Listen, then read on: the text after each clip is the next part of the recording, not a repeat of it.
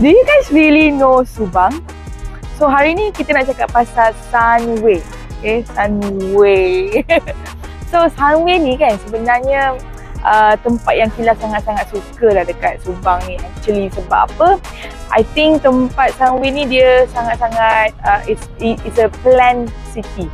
Sebab apa? Semua ekosistem dia semua complete. Sebab apa? Dia ada tourism, okay? Dia ada retail and entertainment, contohnya Sunway Pyramid. Sunway Pyramid tu tempat first time Kila dating. Jangan bagi tahu ayah Kila. So first time Kila kat Sunway Pyramid. Lepas tu Sunway Lagoon is for tourism and also banyak education in demand tau, education in demand.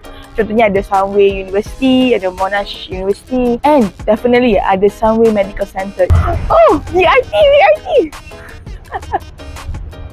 And also dekat Sunway ni ada BRT, okay? There's only one that is operating lah, Sunway BRT line.